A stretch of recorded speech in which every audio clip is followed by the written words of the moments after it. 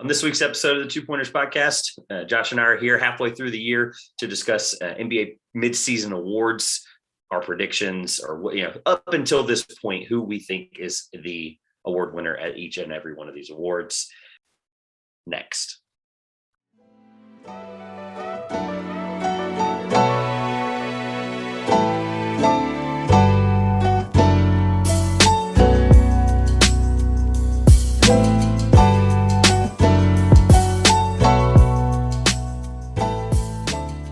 Welcome back to the Two Pointers podcast. I'm Josh. And I'm Trevor. And we are about at the midway point of the NBA season. Not exactly. We didn't hit it right on the money because, like most things it seems to be in our podcast, the midway point happens sometime between recording and publishing the last episode. So, like all the fun things that happen in the NBA, happens at the wrong time. Like when we said there were two undefeated teams left in college basketball and they both lost before we could publish the episode in the 48-hour time span. How are you, Trevor? They both lost the day after. We record on that Monday, and then Baylor and I believe it was USC. Oh my gosh, USC, loses. They lost on Tuesday. They both lost on Tuesday. That night, one after the other. I'm doing great. I don't have much because I don't want to delay the inevitable. I will say this now, even though at some point we'll post it on social media, but we will be live on the Colorcast app this week, and we'll be doing some live commentary, chatting, bringing you guys in, just talking about, and we'll be doing the broadcast of the Suns Mavericks. I believe it's in Dallas at 7:30 on, I believe that's a TNT game. So looking forward to doing that with you this week. But let's not delay the inevitable. People clicked on this episode because, I'm sorry. Back up here. Year one bloopers went live over the weekend. Saturday. We totally forgot to mention that. Year one bloopers are live. Please check those out. They're not that long. I didn't actually take a lot of the trivia elements. There's a lot. If you just want to have fun and laugh at our show, just skip through every trivia in every single episode. That's where, I left the Paul Pierce clip out because I couldn't find it. It's out there. It's in my file. Oh, that one. Yeah. The Paul Pierce one. That was funny. I don't call that necessarily a blooper. That's not a blooper. That's just me not knowing the history of Kansas college basketball. There was the Kansas very beginning one was funny. And I won't spoil it, but the very beginning clip was funny. And then I actually ended with the walkout because it was just it was kind of like I know it happened this year, but not a ton of bloopers so far. So anyway, delaying the inevitable mid-season awards. We're going to begin with the one that you all clicked on for the one reason you're all here. The one that I think has the most argument, the most debate, the most discussion, shall we say. I'm going to actually turn it over to you to let you open it because I have a way I want to go through mine differently. Explain the format as well for the people that might not have been here last year. So with the awards, we're going to go through each of the awards kind of in order of importance on the way down. So we'll start with the MVP award, followed by Rookie of the Year, Defensive Player of the Year, Sixth Man of the Year, Most Improved, and then Coach of the Year. Sorry, coaches. It's Trevor's decision to go top down. I like to build the anticipation, but we'll try something different. Trivia can build the anticipation.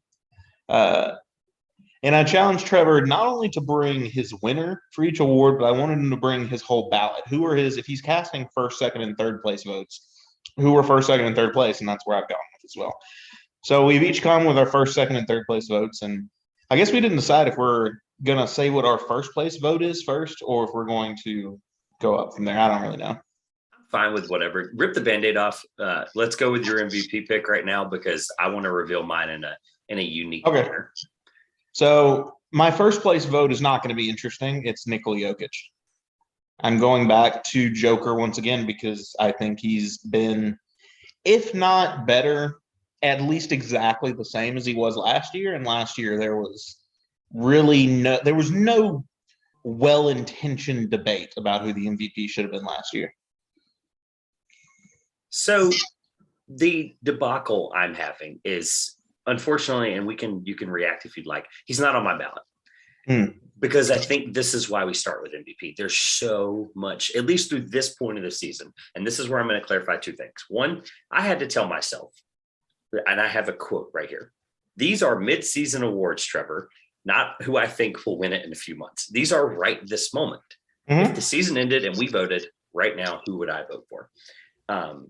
And the other thing I had to use as kind of like a throw it out thing is I looked across all of my selections personally.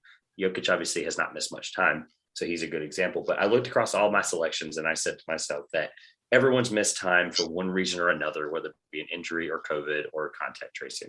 So everyone to me, other than people who missed half the season or more, are on level playing field.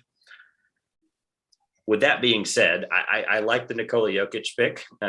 Unfortunately, like I said, don't have him on my ballot. There's really not much defense on your end. I don't have much to say about it. He's a great choice. I don't know what there is to defend, really. There's not. His great. Shooting percentage is exactly the same as last year. He's playing for a worse Nuggets team, yet doesn't have them in the play-in territory. What the truly impressive statistic, if we want to get to one, last season he averaged 10.8 rebounds per game, which is awesome. This year, he's averaging 13.9 rebounds per game, which is absurd for a point center. Not to mention that he's still scoring 25 a game for Denver. So, I mean, I think it's close with some of my other guys, but I don't think it's not much to argue on the pick for why I would consider him. It is very interesting that he went from 10 to 13 because he is a center, and people are like, well, why is that interesting? Well, not just 10 to 13, it's 10 to nearly 14. There's an argument to be made, even more so. There's an argument to be made. These are obviously award predictions, not, all-star ballots or all NBA team predictions, which I think are pointless to do prior to them happening. But there's a case for him to be made as a guard. Like, I know that sounds stupid, but look at his stuff. We don't have 7.5 assists a game. Advanced statistics right now, like for him, like a lot of his Raptor stuff and off the chart stuff, like it is just like league history altering. We said that last year.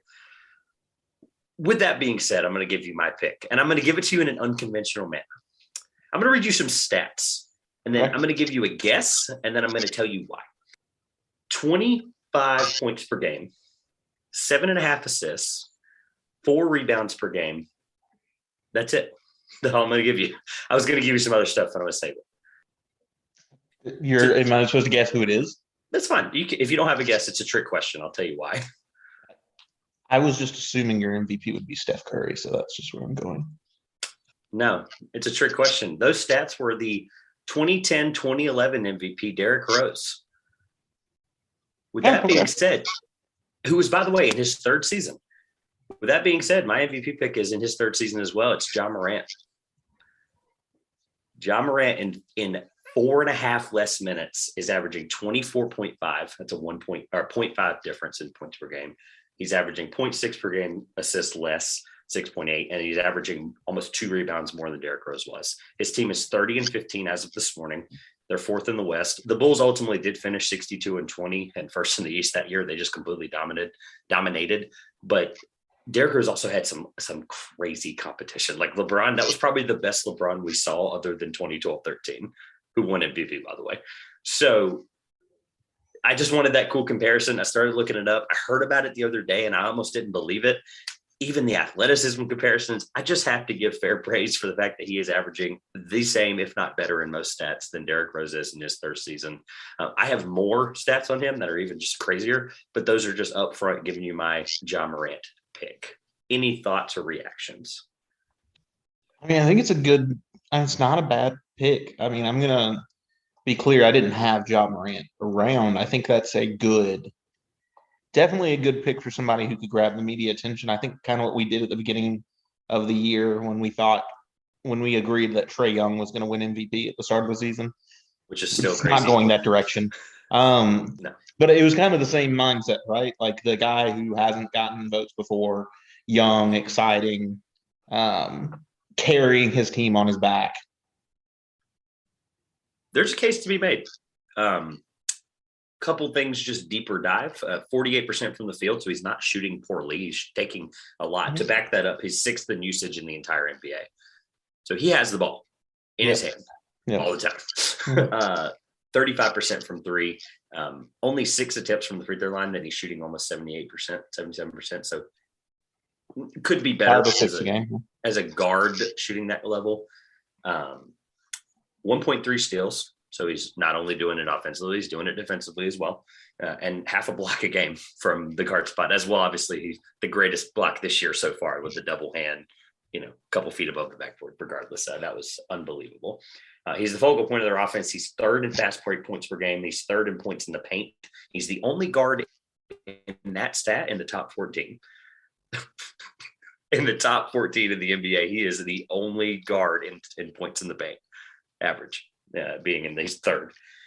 He's also, just like I mentioned, the defensive part of it. He's fourth in loose balls recovered with 46. And then here's the stat that sells it for me on why, if this stat stays high, and people who vote on this are people like us who look at the stats, who care about the NBA, who have the credibility, hopefully long term for us.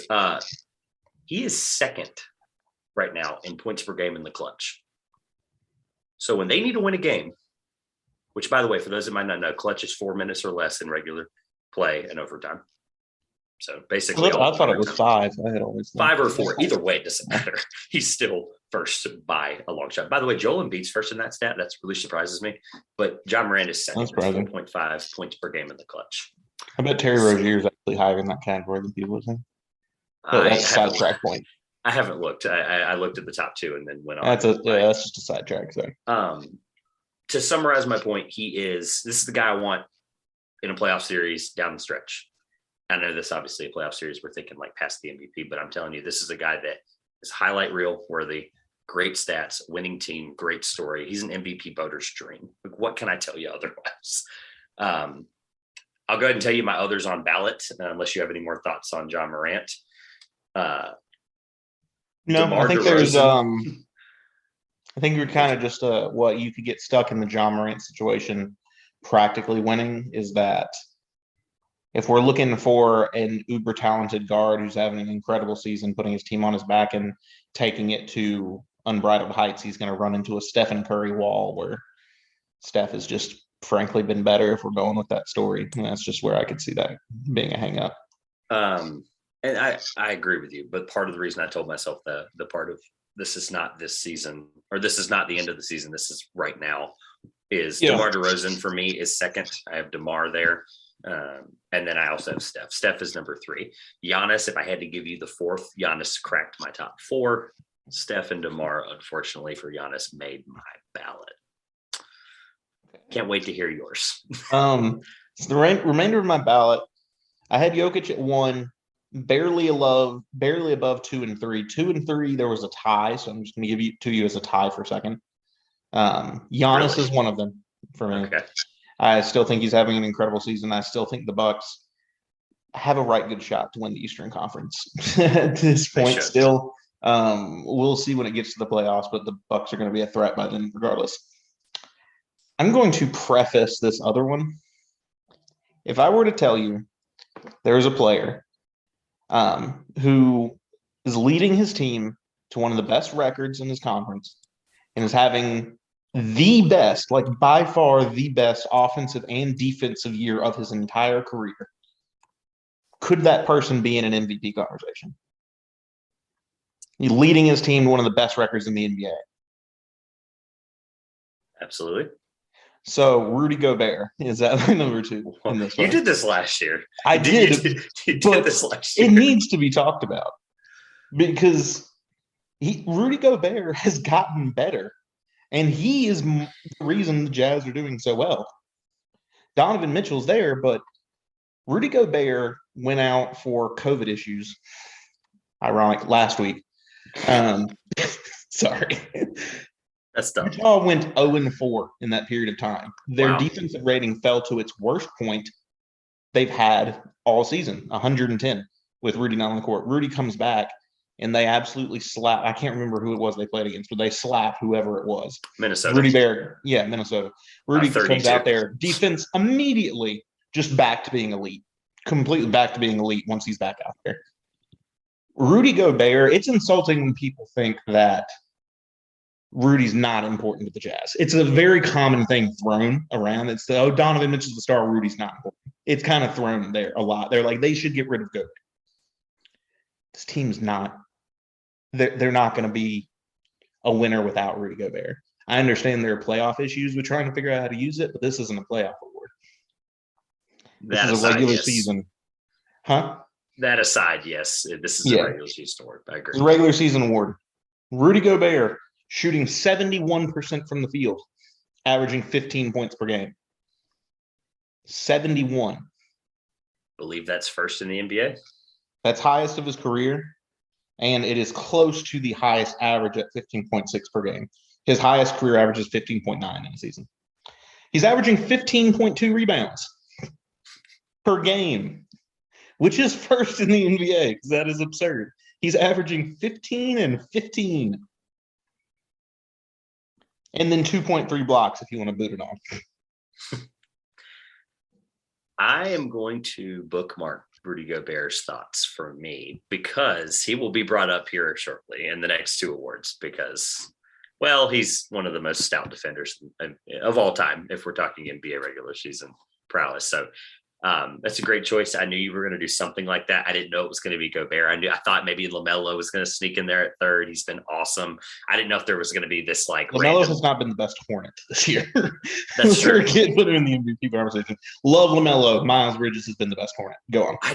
I just thought there would be this weird one. That is the weird one. Is the Gobert angle. But again, if people people have been around long enough listening to our show, like that's you're very fond of doing these things. I'm glad this is a mid-season. Obviously not the end. I'm fond of doing what things? What are you implying? Throwing Gobert into MVP conversation. But I'm understand. Serious. You know I understand. I am serious. Okay, who's fourth then? That's what if you had to give me off the top of your head right now, who's fourth? Fourth isn't close. It's Steph, right? You said Steph was your. I actually don't think, I understand there's going to be the narrative there for Steph. I think the narrative is there for Steph. I think the fourth player is Kevin Durant. See, he's going to miss 4 to 6 weeks. I had to take that into consideration. But you said to this point. Yeah, I get he got hurt yesterday, so I guess it's technically. Yeah, that's a tough one. That obviously we aren't going to touch on that. Steph narratively, he's there. I just because he's had some huge accomplishments and the Warriors are great. But as far as I look at this for purely based on player production and how much they impact their team individually, and Steph's cursed by the fact that one of the reasons Golden State's doing so well is that team beyond him is amazing. He missed the other night with a knee injury, and they won by like 15. So, the team's amazing. I could have probably switched Giannis and Steph. Thanks for making me feel bad. But yes, either way in the ballot, like all of these guys are deserving. It's January. We're recording this January 17th, Monday. So all of these are fully deserving. And a lot of these guys won't even be on a ballot in the next 3 weeks or not 3 weeks. What am I saying? 2 months. So 2.5, 3 months. So let's go ahead and get rolling into Rookie of the Year. Our ballots looked really fun and weird on MVP, but I'm glad we gave that convincing. I'm glad we both had at least one of us where it was like, I had to tell you why job. I given you 2010 Derrick Rose, and then you had to tell me. I'm used to being the Rudy Gobert defender because I'm That's fine. Probably going to take that to the end of his career because I think he gets a lot of hate, but I'm all on the Rudy Gobert train. Utah doesn't want him anymore. We'll take him in Charlotte gladly. No, we'll take him. He would be great in Charlotte. I would love it. Completely pun intended on you're going to defend Rudy Gobert, I'm assuming. The Rookie of the Year, I'll move on from the puns. Rookie of the Year, I think we're going to debate 2 and 3 more than we're going to debate 1, right? Yeah, I feel like 1, while it's not at all what we had to start the year, should be clear to everyone. Evan Mobley, yeah. Okay. Oh, okay. I got Evan nervous Mobley for a is second. clearly the Rookie of the Year. So a couple stats to back it up from both of us. 15 points per game, 8 rebounds per game. The only reason he's not averaging 10 rebounds is because he has Jared Allen, Larry Markkinen, and Kevin Love on his team. If it was him and a conglomerate of maybe 2 of those guys and the guard play there, he would probably be averaging 12. He's not a prototypical rebound big either. He's very Kristaps Porzingis-y in that sense. But 2.7 assists per game, 50% from the field, 71% from the free throw line on only 3 attempts. Not very aggressive, but here's the part that sold it for me. 1.7 blocks per game. He's 6th in the NBA in blocks as a rookie, and almost a steal a game. Those of us NBA stat nerds, we call that a stock. He is, what is that, 1 point? He's almost 3 stocks per game. That's just nuts. He's a rookie. He's like 19 years old. So it's ridiculous. Yeah, he's been, I mean, a shocking, like, absolute stud. I know that honestly, I'm not sure if Detroit is kicking themselves, but I bet Houston's probably kicking themselves, making the passing on Mobley and going on the Jalen Green route. Green has had his injury issues that have been well documented that have kind of kept him from ever getting the ball rolling. But I think at this point, I'm gonna say it's fair to say that Mobley should have at least gone second. So this is not a Jalen Green slander podcast, but Jalen Green, not only has he been regrettable for Houston, and now, yes, we are overreacting, but efficiency field goal wise, he is dead last, like not by rookies. In the entire league, he is the worst field goal efficiency shooter right this moment. That is bad. Yes, he's a 19-year-old shot chucking rookie. Like that's OG okay. League Ignite. That's the experiment's going well. Well, it is because Kuminga. If we're talking rookies, Kuminga hasn't played much, but when he has played, he's been awesome. Yeah, but we're seeing these one and done college kids do way better, which I think I'm just saying. My Mobley defense is a little bit different, though. Mobley has been, and by the way, yes, he should have been taking it too. There were people, you and I mentioned it. I mentioned it at least once last year when we were doing draft talk. Was there are people out there, credible people in the NBA draft world that went on record saying he's a generational big. I don't know if I'm there yet, but I see it. I'm there. He has been one of the best defensive players in the NBA, not just rookies. I'm just going to give you a couple of things I had on him here. He has been very impressive, and he's a huge reason, obviously, for the Cavs' success. You can tell he's comfortable and able to do what he does best and focus on. I did this kind of from an NBA draft, like I did like draft style notes on him. But anyway, he's comfortable and able to do what he does best and focus on that because of the team they have around him. Garland's been leading the offense at a high level where Mobley can be a great screener for him. He's been an unbelievable screen and roll player. And then on the defensive end, Jared Allen, who's been their primary shot blocker, their primary big, their primary, I'm going to step up on the typical center. Mobley can be more of he's been like a roamer. It's very weird. They've been kind of playing it power forward. And he's just been able to be active as a young rookie should on defense. So that's kind of my flash on Evan Mobley. Who I had at 2 and 3. I don't know if we're actually going to disagree. The problem is there's about 4 guys that are deserving of 2 and 3. So I had a really confident 2. And then after that, I'm like, there's just nobody that I even see as really being worth votes after that. I think which is going to offend some people. But like, I'll name my 3rd. And when I do, it's going to show how much of a drop off I've seen. I just think some of these rookies have either missed a lot of time due to injury or been really inefficient. And it's why they're not up there. But go for it. Yeah. My very confident 2 is Scotty Barnes out of Toronto. I think, I mean, his numbers, not Mobley numbers, but they're pretty high. 14.5 points per game, 7.5 rebounds. I think like 4 assists for a Toronto team where there's not much to be excited about. Has had a good season. I mean, I think Scotty Barnes above anyone is the closest to what Evan Mobley's doing. He has proved us wrong because we kind of thought Toronto reached for him and they should have gone with Suggs. Yeah, I think Barnes is going to find himself solidly at that second place vote category. He's not been as good and as, frankly, game changing as Mobley has been for Cleveland, but I think he's having a very promising year. I think that he's put some pressure on that Pascal Siakam might see himself moved on from in Toronto because they've got a nice forward there that can take over that spot. All right. I'll just be honest with you. I have Scotty at 3. Convincingly, yes, he probably should be 2. And the fact that I can't wait to hear your 3rd because and jump out and say who I think your 2nd is because I'm pretty sure I know what it is. Go ahead. Josh Giddey. No, he was 4. Oh, wow. Okay. That's why I'm really confused on who your drop-off 3rd is, your drop-off, because I think there's 4 guys. Well, okay, let me clarify. There's Evan Mobley, and there's 3 guys. Let me just be completely upfront. The 3 guys. Yeah. I have a good reasoning for a guy that I didn't put in my 3. I'll just I'll say this about Scotty before you go with number 3. The Scotty thing is he's also like, yes, he's raw, but the fact that he's averaging 14 points per game offensively, and he averaged like 8 at Florida State. Now, obviously, he wasn't the focal point of their offense. That's not what Leonard Hamilton does. He was kind of the focal point of their offense. I think he might have had more than 8. It was very low for what he should have been as a prospect, is my point. It might have been 8. Who cares? But my point being is it's not the offensive side of the ball. He's going to improve on that drastically. Toronto has a great development team that I believe in. So as a point, 10 points per game at Florida State. See, there you go.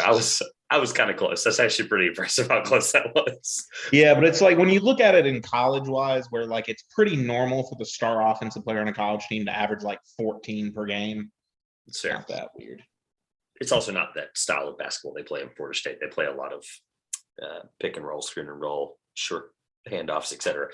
Regardless, Franz Wagner has been really good, and that's the guy you were like, oh, we kind of were like, oh, people they reached on Scotty. I was entirely wrong on Franz Wagner. This is my public apology to Franz. Franz, if you'd like to come on and torch me for my thoughts on Franz Wagner on yourself, please hit me up on Twitter. But no, he's been unbelievable. The Magic have been this weird conglomerate of young talent who I've actually kind of enjoyed watching the Magic. I've gone out of my way to do it, as wild as that is, saying what I said last year at the trade deadline. Sorry, Magic fans. But Josh Giddey was number 4 because he's been exciting. He's given people like our Frank Grayson, who are unfortunately is a Thunder fan, that he's given him like this weird sense of hope outside of it's not just Shea and everyone else. Like Giddey's been unbelievable, but I had Franz there because he's taken that jump that we didn't see. The Barnes point I forgot to mention is Barnes is also guarding every team's best player every night. Like that is his role, and he's doing it well as a rookie who I thought it would take him maybe 2 to 3 years to do that. So anyway, I'd love to hear your third. I'm actually going to admit a mistake that I've made here. I think I completely missed Franz Wagner in a lot of my research. I think you're absolutely right that he should be in my 3, and I'm going to completely rewrite what I had from before and put Franz Wagner there at 3. No, I'm serious. Like, all right, but I have noticed when watching the Magic games, it's just hard to focus in the Magic at something being positive. Sorry, Orlando, but yeah, Franz. I was wrong. He's been great. Honestly, weirdly, this is not talking about a rookie at this point, but the Magic have the Wagner brothers now. And Mo Wagner is kind of having a resurgence in Orlando, teaming with his brother. Dropped 20 points on Charlotte the other night and shocked him. So, but yeah, no, Franz has looked great. Another guy that you and I both thought he was a bust. And, well, we can't be right all the time. I didn't understand his defensive potential. I could not understand it. I understand he was a top 10 pick, but as we'll talk about more later in a few months when we do some more draft stuff, but like, I don't try to overthink when I do draft looks. Like I don't try to overthink. And I think he was a guy that I should have thought harder about. Who was third though, for real? Who before the change? Who was that drop off? Before the change, it was dropping all the way down. So it's a guy whose numbers aren't very big because he doesn't get that much playing time, honestly, compared to other rookies. But Alperen Şengün, I think, has looked good in 19 minutes per game. Yeah. Which is lower than a lot of these other rookies. But in 19 per game, he's averaging about 8 points, 4 boards. He's showing the exact promise I thought he would show. If he was playing 28 minutes like some of these other rookies, those numbers would probably reflect 12 or 13, like 6 or 7 boards, and it would make more sense. But I mean, you were high on him pre-draft. No, that drop, I think anybody's there at 4. And Cade isn't there because I'm going to defend why Cade's not there because it's the elephant in the room we haven't talked about. No need to. Go ahead. I think there's a need to because his numbers look fine on paper. He's played 9 games. he's played plenty of games. He missed like half the season, didn't he? It was a fair amount because his return or his debut was kind of hyped up, but from an injury. Yeah, I mean, I'm going to double check the game number, but he's played 33 games. Okay, that's most of them. That's fair. He's averaging 15.7 points, 5.6 rebounds. Looks good, right? He's shooting 39% from the field overall. Yeah. That's not 3. It's total shooting percentage. The Pistons are that bad that he's just chucking shots. And he's making some of them, but I mean, he's been so inefficient on offense. And he's showing a lot of promise. Like, there's a lot of good in Cade. This is not a failure of a rookie season in Detroit by any metric. The Pistons are just so bad that Absolutely. he's not going to look that good in what's going on there right now. Yeah, the 39% field goal number I'm going to brush past. The reason I like him but didn't have him in this is he just, like you mentioned, the stat thing. Like, if you watch Pistons games, which, by the way, I've made it 4.5 months without slandering the Pistons whatsoever. We're going to go even longer. We moved on to Kings and Magic slander this year. Kings more than Magic, but yes. So Cade in the last 4 minutes, he single-handedly beat the Celtics a couple nights ago. Like, the Celtics. But he was all over the floor, like blocking shots, had a couple of big steals, hit a 3 that was clutch. Like, there was a couple different areas where I'm like, okay, this is an above average rookie, not just NBA player. This is an above average rookie, and I think he can be good. It's just, yeah, you're right. I thought the missing time and the efficiency, like, it is what it is. It's Cade Cunningham. He'll be in contention for a lot of other awards, hopefully, in the next couple of years. So, unfortunately, not rookie of the year. Let's move on to defensive player of the year, and I'm going to go ahead and just get the bookmark. I'm going to take the bookmark off of where we were on a lot earlier on Gobert than I thought we would. I'm going to take my bookmark and I'm going to drop it back here. And I'm going to explain to you, this is I told you there was 2 places I wanted to explain my thought process. One of them was MVP, where I was like, here's Derrick Rose's stats on John Morant's comparison. Here is my comparison that is, I talked myself into him.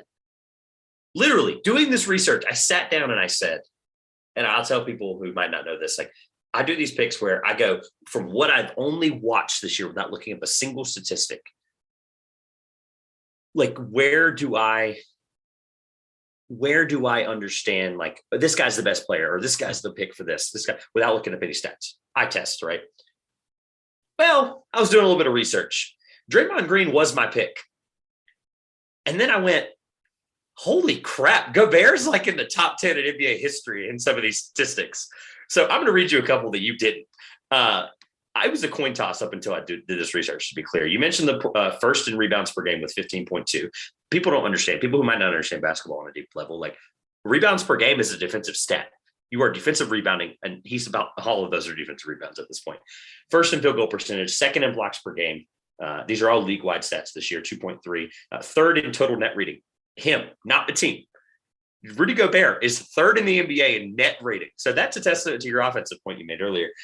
Third in defensive rebound percentage. So every time, think about this stat just to, like, absorb this. Ball hits the basket on a miss. 31% of the time. You go to Vegas with those odds, like, you're going home with plus money. Rudy Gobert, 1/3 of the time, if a ball hits the backboard, he is picking it up. Third in the NBA, by the way. That's absurd. 1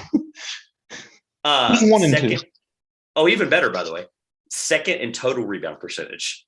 So across the NBA, every player that's received a rebound, percentage-wise, he's number 2. Second, and here's the defensive thing that sold it for me. Draymond Green was nowhere in the top 40 or 50 of these statistics, but he is a good team leader and team defensive player. I think that's why he's going to ultimately be very, very close at the end of this, even though I think Gobert, based on my convincing, hopefully, argument here, that Gobert should win in a landslide again. Second in the NBA in contested twos with the 2-point shots, 10 a game. First in total contested twos with 412 shots contested inside the 3-point line. He is second in contested shots per game total, so every shot from anywhere, 13.4. And he is first in the entire league, 3-point, 30-foot shot, layup, 2-foot shot. Doesn't matter where it's at. In total contested shots per game with 510 shots. We have played like 30 some odd games. So I'm going to do some quick math for you. Divided by, let's just say, we play, 30? We've almost made the halfway point. Let's just say 41, because that's where we almost are. He's contested 12 and a half shots a game. Like, that is a mind-boggling number to me. He's just unbelievable. This research. Mind-boggling even because people avoid shooting on him. Period. He should win unanimously. That's my defense. He should win unanimously. Period. Can I tell you something really weird, though? You know who's first in contested per, like, you know, so I mentioned how he was second in contested twos per game, and he was second in total rebound percentage. You know who's first in front of him? Jakob Pertl. He's been a beast, yeah. Who's, by the way, might be going back to Toronto at the trade deadline, supposedly. So there's rumors of Charlotte going after him if they can't do a Miles Turner thing. Yeah, it's unbelievable. Because of his rim defending prowess, yeah. So this is awkward. Oh, geez, Josh. Oh. You are not. Hold on. Pause. You are not about to convince me that he is a third place MVP vote for you, and then tell me he's not defensive. But I quit. You're finding another co-host if that's the case. All right. Well, then I'm going to preface this Please. with something different. In the past, I have looked at Defensive Player of the Year differently. I had always looked at it as a defensive MVP award. I don't think it's a defensive MVP award. So the way I look at things differently, most valuable player very much looks at how much have you done, how much has that impacted your team, how much have you gathered from them. It's not necessarily rating the best player in the NBA. It's who has been the most valuable player. Defensive Player of the Year doesn't necessarily mean that. It's not most valuable defender. Rudy Gobert, if we're going on that sense, based on pure quantity of everything he's done, is the most valuable defender, and with what impact he has in Utah. There's no question. However, I don't think he's been the best defender this year. I think he's been top 3 best defenders. We probably have the same top 3, to be clear. But only one person in the NBA has a defensive rating that's under 100 this year. And that's why I said it was awkward. It's Draymond Green.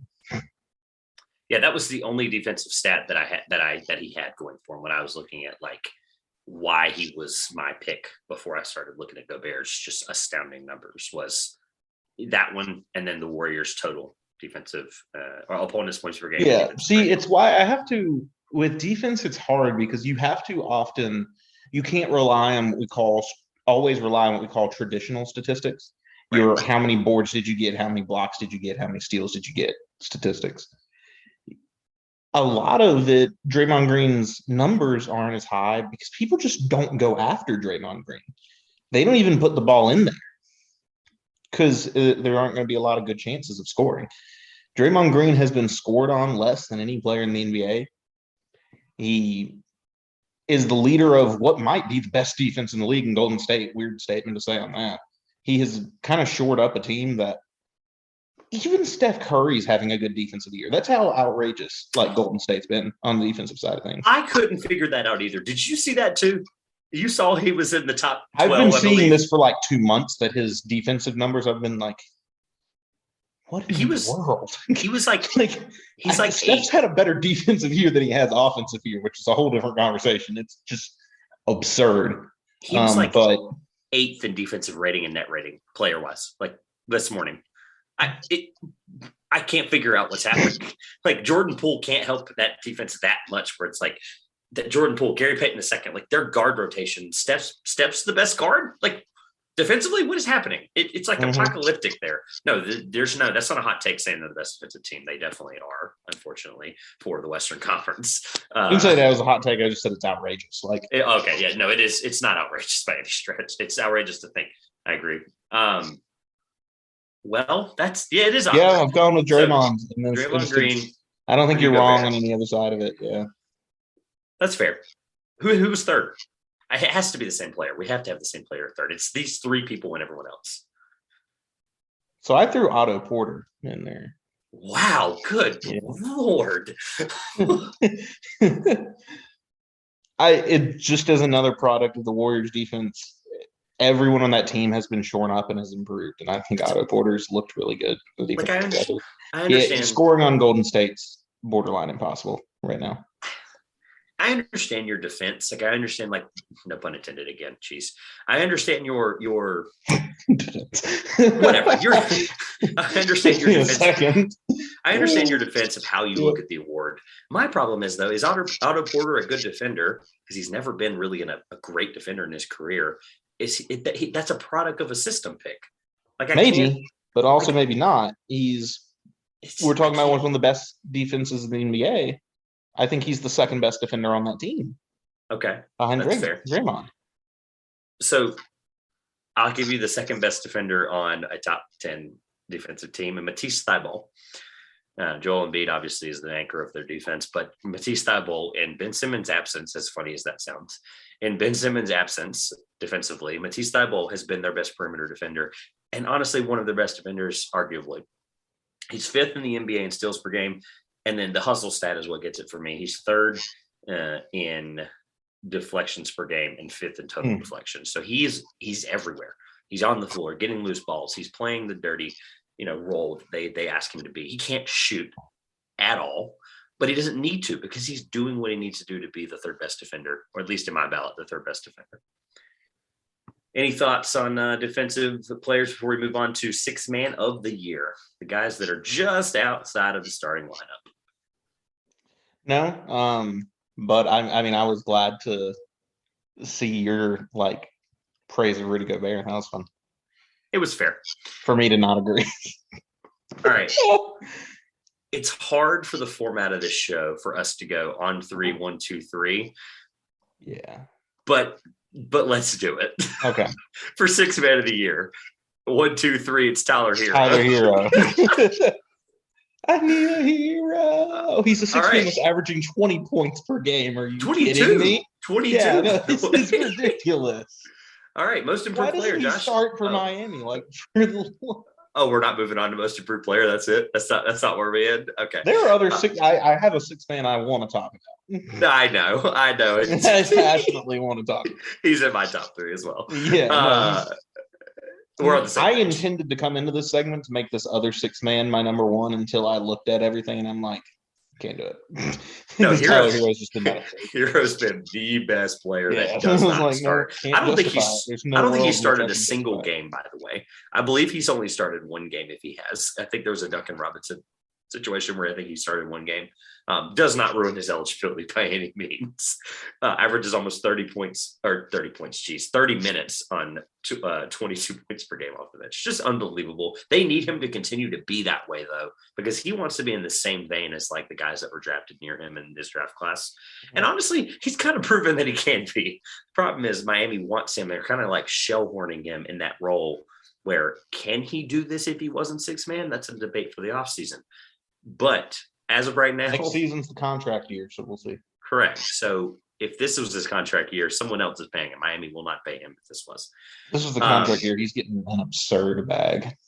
I won't spend any longer on Tyler Hero unless you have anything, but I'll give you my number 2 because I know he's going to be your number 2. We can debate my number 2 first, and then I know exactly what you're doing with your number 2. So, and he was my number 3. Number 2, I have Jalen Brunson. Jalen Brunson's been unbelievable. And the Mavericks, by the way, right now are in the playoffs. If the season ended right now, the Mavericks are in the playoffs. That is mind-boggling. As bad as that roster's been, Luka's missed time. Kristaps has stepped up. Jalen Brunson, talk about contract year. Someone's going to pay him almost $20 million a year next year. People are going to go, that's nuts. I'm going to go, no, it's not. Watch Maverick games. Jalen Brunson's been unbelievable. Product of the Villanova system, guard play. Also just product of they're giving him options to shoot 16 feet jumpers and be efficient from that area. He's just been a really fun player. I don't have anything else on Jalen Brunson. Number 3, we agree. It's Kelly Oubre. Just do it. Just get it out of the way. Rip the Band-Aid off. My number 2 is Kelly Oubre. And my only thing, I want to just make a statement. Jalen Brunson isn't in my 3, and there's one reason why. I don't disagree with the thing you said. He's been outrageous. He's been awesome. Yeah. He has, however, started 57% of the games he's played in. So he's been a starter more than he has been a guy coming off the bench, and that's why I didn't qualify him.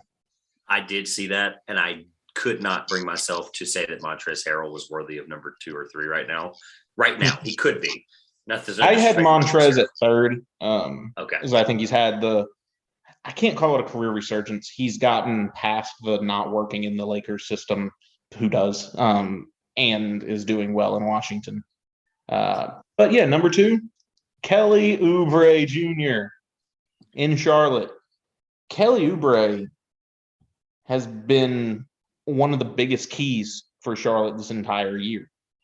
Coming off, there's an argument, some people could even go the most improved player argument on Oubre after how bad of a season he had in Golden State last year. But Oubre has committed to coming off the bench in Charlotte, has been one of the most consistent 3-point shooters. Wild that is. works hard, is averaging 16.6 points per game off the bench in Charlotte. He's one of the most consistent scorers on a team that has LaMelo Ball, Miles Bridges, and Terry Rozier and Gordon Hayward. The guy has been a difference maker who only doesn't start because it doesn't work in the rotation. It's really the only reason, which is kind of what you get for 6 men of the year. And has only started 10 games. So of his 40 games he's played, he's come off the bench in 30 of them. There is something to be desired in his stats outside of scoring. He doesn't grab as many boards. He's often kind of trailing the 3-point line. He's been an average to good defender, but he has provided a spark that guys off the bench don't normally do. And he's one of the most consistent go-to scorers for the Charlotte Hornets, who are tracking to get into that top 6 in the Eastern Conference playoff race. I'll knock on wood for you. When you say no, we're tracking in that top 6. I don't need to knock on wood. That's true. So we drubbed New York today. That's for sure. No LaMelo Ball, no Kelly Oubre. Just beat the crap out of New York. In Madison Square Garden, by the way. Yep. Like it was no problem. I don't have much to say on Oubre. You mentioned the defender thing. I think that's even more of a reason he's on the bench because he's not a stout defender. So it's like, hey, he's a perfect guy where Rozier gets tired. He gets to play plenty of minutes where LaMelo's throwing him, passes towards the 3-point line. Look, yeah, I have an apology for him because I don't know if it was him last year. It's not the Warrior system. The Warrior system was, it's always been the same. He was terrible last year. I mean, it was one of those things like you made a great point in the offseason. He signed there to play with LaMelo Ball, period. Yeah. And I countered with offers from – it's well documented. Like Kelly Oubre talked about in an interview. He had an offer on the table from Milwaukee. He had an offer on the table from Dallas. He turned down some bigger teams to go to Charlotte. Which I think, by the way, I'm pretty sure it was a deal where he'll be able to, if he wants to take another deal for more money, because he played this kind of way. I think it was a 1-year contract. Right. So he'll be able to go. Unfortunately, he's probably not going to be back in Charlotte next year because Miles Bridges is also a free agent, but that's just outside. Regardless of the free agent stuff from just him, like he's playing, he got to go to a place where he can play with one of the best passers in the NBA, score at a high level, possibly win an award, and then get a bag for another couple of years, right? It's a great thing. I just wanted to apologize for the fact that like you were like, he came there to play with a guy, and I'm like, well, at what cost though? He was so bad last year, I couldn't talk myself into it, but he went there for a reason. He had a great resurgence. I have nothing to say about him. Great job, Kelly. There's really nothing beyond it except because I've kind of looked at what happened last year. I've looked at his play this year. He just became a better shooter. I don't know if there's another way to put it, but he's not playing any differently than he did in Golden State. The shots are just all falling now. Yeah, no, it's not like he was astronomically all-time bad, like percentage-wise in Golden State. He just couldn't make shots when he needed to. And now all those shots, like his shots are falling at a high clip. They're also asking him to do less in Charlotte. His job is to make those shots. That's true. Golden State was asking him to do a lot more than that. He's great job. I think it helps him get open a little more that if he's on the court with Miles, Gordon, and Terry, for instance, say LaMelo's on the bench, he's what the defense are looking at as the fourth guy that you have to cover. And so he's often getting those open shots from that perspective. All right. Most improved player. Shout out to Kelly Oubre. And like you mentioned, the drumming. We took us a minute to mention this. We're obviously recording this on Martin Luther King Jr. Day. So shout out to Martin Luther King Jr. for having some great impact on not NBA history. Sorry, American history. But also the fact the NBA loves to do some awesome games today. So took us all. We should have mentioned that like an hour ago, right? Oops. But anyway, most improved player, Josh. This is probably the most airtime the Hornets are getting back to back because I'm just not going to delay it. Miles Bridges is the most improved player, and statistically, it's not even close. Yes, it's not even close. Statistically, it's like now before out of the woodworks, out of the corners of everywhere, the Ja Morant stands are going to come to destroy us. Ja Morant right now is the odds-on favorite, minus 250, 350, 450, wherever odds you look at it. From the sports betting world. John's great, but he was great last year, too. He's the odds-on favorite right now, but just below him in every sports book, I've hit 25 sports books, Miles Bridges was second. Raise my hand. Do you know who the Hornets' sixth man was last year? Miles Bridges. Who's the Hornets' best player this year? Miles Bridges. Okay, let's move on. That's all it takes. He was the sixth man. He didn't start. He only started when I think PJ Washington was injured. And like Miles was not a starter.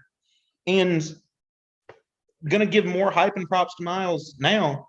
I just came from watching the Hornets-Knicks game, the afternoon MLK Day game. Miles Bridges set a new career high in scoring. He scored 38 points. He would have had more if it was close because he had 22 in the first quarter. They took their foot off the gas.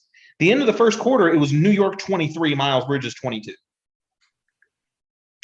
Unbelievable. Why did the Hornets clobber a team that was fourth in the East last year without Star LaMelo Ball, without potential sixth man of the year Kelly Oubre?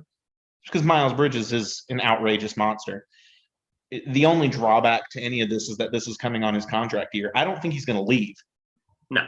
LaMelo Ball is his best friend in the world. He's not leaving. They're giving so him close, it's outrageous. We're just going to have to pay him like crazy. Well, so I'm glad you mentioned that because the money is actually the most interesting part of him being this good because he is doing what they paid Gordon Hayward $120 million to do. So what I think long-term happens is I think this is a great situation where, yes, I don't know what the number looks like right now with the inflated cap, but he is going to get a lot of money. Let me just make that right up front. Point number one, it will be a lot of money. Mm-hmm. Which is why I'm saying Kelly Oubre coming back isn't an option. No, it doesn't matter. Because it's just that money's not going to be there. His play is going to have to force them or allow them to really think strongly about a Gordon Hayward move.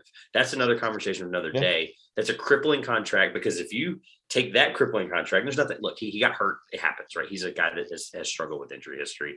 I love Gordon Hayward to death. He's a great player. The problem is you take a 4-year, 120 contract, and then you take let's just say Miles Bridges contract is, for the sake of the example, the exact same. It's not going to be, but let's just say for the example. And let's just loop in the fact they gave Terry Rozier an extension at the start of the season. Correct. Next year. So as at the start of this season, they gave him an extension. When it kicks so he's in been year, extended. Right? Oh, so it's already, yeah, but it kicks in, right? Does it kick in this year? I'm not sure. I think it kicked in at the start of the season. Who cares about the other 4 contract scenarios? The one that's crippling is the fact that you have 2 guys at the same position. Yes, Miles is playing a good amount of power forward sometimes, but like they're both small forwards per se, right? You have 2 guys paid a lot of money, and one of them is way better than the other. This is a perfect situation where I'm not saying that Gordon Hayward's leaving for Miles Turner, but there's avenues where this offseason will get very weird. For Charlotte, because I think something can happen with that Gordon contract. Somebody's going to want it for some reason. It's the Kevin Love thing. Yeah. Kevin Love also decided to sit back and like, okay, I'm cool. I'm understanding of where I am with my role. So he kind of like sat back and understood that. So what makes it difficult is Gordon isn't having a bad season, he's having a good season. He's just not having a Miles Bridges season. Yep. All right. That was the only hinge spin I had for that discussion on Bridges. Who did you have at 2 and 3? We don't have to spend a ton of time on them because it really. Number 2, a guy that I somehow have not talked about all season, but deserves to be talked about. DeJounte Murray has been going off in San Antonio this year. Talking about somebody who's taken the leap. San Antonio has been wanting DeJounte Murray to take this leap for years, and he never has. This year, he's been awesome. The team's not great, but he's been a stud. That's part of my hesitation. The team's been terrible. He's been great. The team doesn't have to be good for most of the player. Not saying I've been watching more Spurs games than most in the last couple of years, but you haven't watched one. He's been. No, I have. I love Greg Popovich. I love their offense and system. He has started showing those leaps though before he got hurt. Right before the knee injury, he showed those flashes. We knew they were there. Right, NBA fans that watch or understood how good he was. Why they drafted him why he fell that far and why the Spurs obviously drafted him, I believe it was 22nd overall, something crazy. But yeah, he showed those flashes before. I know he's good, and I'm just not sure it's that big of a jump, enough for most improved player to be that big of a jump. Like Miles's jump to me and my 2 guys' jump to me is in terms of one season, because he's made that gradual progression. His jump has happened. Don't get me wrong. He's one of the best. He's very Russell Westbrook-esque in the sense that he's rebounding, high assist, high efficiency point. He's doing those things and all over the court. He's just incredible defender Incredible. He's been doing it for a while though. Like he's been doing it.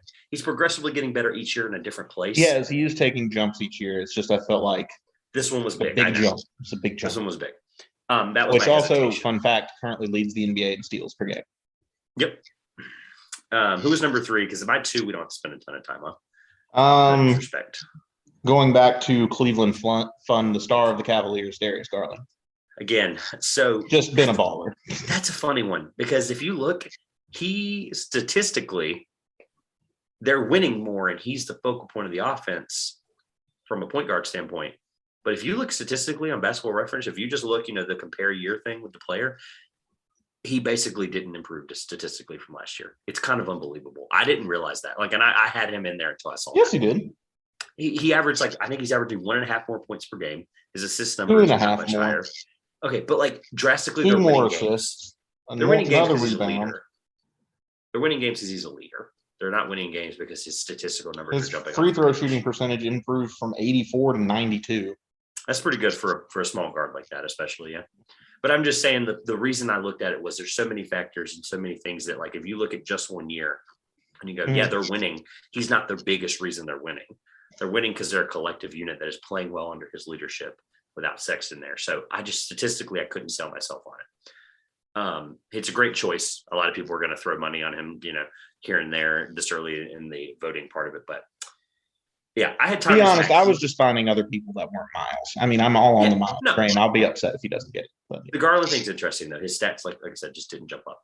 Tyrese Maxey, I think, is deserving of this conversation because when a player like Ben Simmons, I had him at 4. So yeah. When you have a guy like Tyrese Maxey, I'm not Tyrese Maxey. When you have a guy like Ben Simmons just not play, and then a guy like Tyrese Maxey just comes in, who, by the way, looked good before when Ben was playing 14 minutes a game. He's playing great. Mm-hmm. That's all I have on Tyrese Maxey. He's a stud. He's a baller. There's a reason the Sixers are winning a lot of games. He's part of it. And that they're not worried about moving Ben because they just don't need the help, really. Tyrese is great. Number 3, Anthony Simons. The Dame injury, the Dame missing time, CJ having a collapsed lung for a month. Both their guards, and they drafted Simons for this reason. Both their guards, they knew at the age they were when they drafted Simons, or could develop him into this player where a lot of people in Portland, a lot of reporters, a lot of people who are inside with that team all the time, think Simons can be this superstar. And I'm not there. I'm where he scored 34 the other night and absolutely just looked like he was the best player on the floor. And he can do that. I'm just not sure he can do that all the time. As Dame comes back in a couple of months, CJ's coming back today, plays tonight against the Raptors. But Simons is a good player. I think he's deserving of at least being mentioned because of his just ability. It's not necessarily the statistical jump. It's more of he himself improved as a guy who was given more time and showed that he was this good regardless. That's kind of where I am with Simons. He's a great player. That's all I have with most improved. Coach of the year is left before we get to probably my favorite trivia question I've given you all year. You want me to say who I think Coach of the Year is and then give you the other ones that I'm considering? We can build the other way if you want. Why change it up now, though? Coach of the Year? Yeah. We probably agree. Billy Donovan. Yeah, I knew it. He fit together some talented but random pieces into one of the best teams in the Eastern Conference that very well may win the regular season in the East. Going to temper expectations in the playoffs because Brooklyn and Milwaukee are still stout heavyweights, but the Chicago Bulls have a real chance to win the Eastern Conference regular season outright. And a lot of that has to do with the fact that Billy Donovan's coaching to ease in DeMar DeRozan, Lonzo Ball, and even you can throw in Vucevic, first full season in Chicago, getting them into the lineup and making it work. Billy Donovan. Yeah, not much to differ. I'm just not a fan of him before this. I wasn't either, but I can't ignore that was what one of my questions. Here, frankly, one of my questions for you was, did you like him in Oklahoma City? And no, his offense was just terrible. But he's somehow done it, and the credit has to go where it's got to go. Yeah, no, that's exactly verbatim what I had written down. Someone's got to get credit for this. So I think the adversity part of it's interesting too, because he's been able to adapt with, he's playing lineups. Like defensively, he's always done weird things, even when he was at Florida, which by the way, my prediction a long time ago was he would be a college coach a la, Gonzaga's coach, right? Villanova's coach, et cetera, where like they might not take opportunities for a while, but if he takes a big one, he'll jump around for like, I thought he was just going to be this Titan college basketball coach, and he got the NBA opportunity. He took it, right? I can't fault him for it. But the adversity thing, he's played DeMar DeRozan because of these lineups and because of the way they play, and it's weird, but they're still a top 5 defensive team, which is just nuts. Top 10, depending on where. I think when we talked to Nick, they were 7. They've played DeMar DeRozan and Alex Caruso at power forward multiple times this season. For a coach to have that audacity to be able to be like, we're going to win. One is way more audacious than the DeMar one. We're going to win convincingly. We're going to stop you and play these two at these positions that they're not normal or used to. It's interesting. It's a bold move, but it's a bold move that he's deserving of because they're winning games regardless of what he's doing, right? I knew we weren't going to disagree there. So they've also faced a lot of injuries and COVID outbreaks, and he's been kind of like the consistent, like they've missed a bunch of guys over time, and he's been kind of the one piece that holds them all together. It's kind of been weird for a coach to be that way. Others receiving votes. This is the only one that I had my 2 that if I was like, I guess I have to vote, right? You hand me a ballot, 1, 2, 3, I'm going to vote, but I have to make sure that these 5 get mentioned. Okay. I'll give you the ones outside first. Monty Williams. People kind of thought the Suns run in last year was kind of fluky, a lot of injuries, et cetera. Monty Williams is a great He's quoting me from earlier. No, that's fine. No, understandably. If they fall apart in the next couple of years because of Chris Paul's age and, they hit their peak and then fall, Monty Williams will get a big time contract somewhere else. It will happen. Mm-hmm. He's a great coach. Taylor Jenkins, you're probably like, wait, Taylor. People might be going, who's Taylor Jenkins? Memphis Grizzlies coach, of course. He's less of a testament to their success, but he is a great defensive mind, and they're a defensive team that's at some point. I'm just going to point this out. We don't have the time for this now because this is already going on, being a long podcast. But I would like to just talk about the Grizzlies because I don't want to emphasize as much saying that Ja's carrying them. Ja is outstanding, but there's so many other amazing things happening in Memphis, and that should be an entire segment for a different day. But any Memphis creators, hit us up on any of our social medias if you want to come on and chat. No, Taylor Jenkins is less to do with what their success is. Their roster is unbelievable and just all playing well all at the same time. Doc Rivers, I made a testament to the fact that, Tyrese Maxey is 2nd or 3rd best player on the Sixers right now. Doc Rivers has been part of the reason they've been consistent, as crazy as that sounds, who's had so many epic collapses. Number 3. Still a champion. JB Bickerstaff. The Cavaliers we've given a lot of great praise to in the last couple of weeks. I thought it was kind of ridiculous of Indiana to fire him, but when you have an opportunity to get Rick Carlisle, I like JB Bickerstaff a lot. I'm really glad that he's got an opportunity like this. I didn't think Cleveland would be the opportunity he excels in. They just extended him literally like a week and a half ago. So he's there to stay. He was 3rd on my ballot as JB Bickerstaff. Yeah. Awesome. Number 2, we absolutely probably do not agree with. I have Jason Kidd in number 2.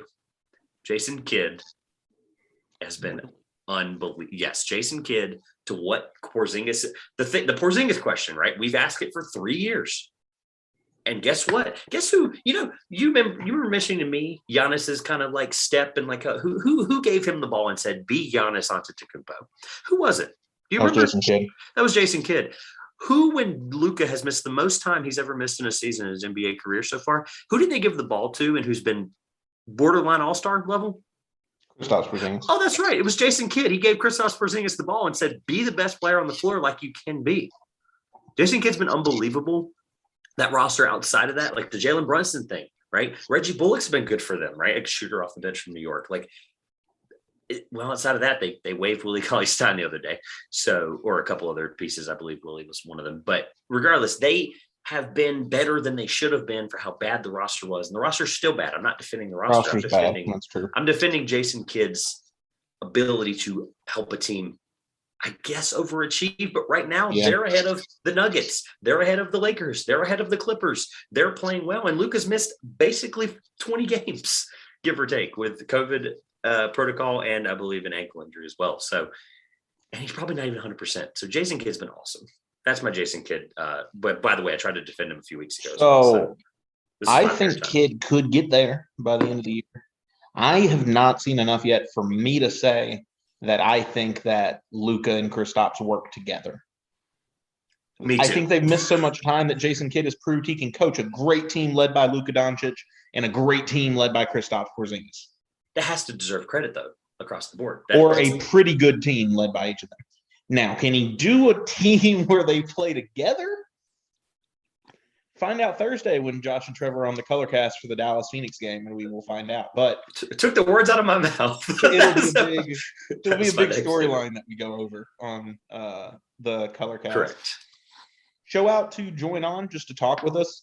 Chat, we'll interact with you live. I'm giving a shameless plug at this point because if it goes well, we'll probably be on there a lot more, and you'll get a lot more content out of us. Kind of live reacting to NBA games and discussing these things more in depth with specific teams. That being said, my number 2, you don't go from a team that's only known for offense to being probably one of the best defensive teams in the league and being one of the best teams without being an incredible coach. So current Team USA head coach and coach of the Golden State Warriors, Steve Kerr, take a bow. This time, I don't know if I thought he deserved Coach of the Year when he got it the first time. He's pretty darn close to deserving it this time. You know why I'm not going to fight you on it? There's 2 reasons. One, he deserves it at some point, and he got it in the past year. Neither of us thought Golden State would be this good. Let's go back to the start of the year. We had him like 7th in the West. There's a lot of people that did have them this They might win the title. We're really considering they might win the title. Yeah, I think they honestly might be the favorite right this moment. Yeah. So there are people, the Brett Siegels of the world who did have them like playing this well at some point. Listen to Brett more. Right. Just stalk his Twitter to see what the correct takes are. The other reason I looked at you can look at his award picks for those that might not follow him on Twitter. He weekly does his award pick updates, kind of like what we're doing mid-season, but weekly. It's kind of cool. Like, and you can see the change happen. Nonetheless, shout out to Brett. But yeah, Steve Kerr, there's always one coach that either wins it or comes in second and could have won it or should have won it. That is the best team, best record, best coach. It happens a lot. I like the stories of the Jason Kidds of the world, the Billy Donovans of the world, who, by the way, Billy Donovan could be the best coach on the best team, best record. That could happen still, but he's the more interesting story than Steve Kerr. So yes, shout out to Steve Kerr. The other reason is because I'm ready for trivia. We've been doing this basically an hour, and trivia is probably, for those that are trivia fans, might take a long time. Might enjoy that. So what's up? Any other things on Coach of the Year? No, I think we're good to go.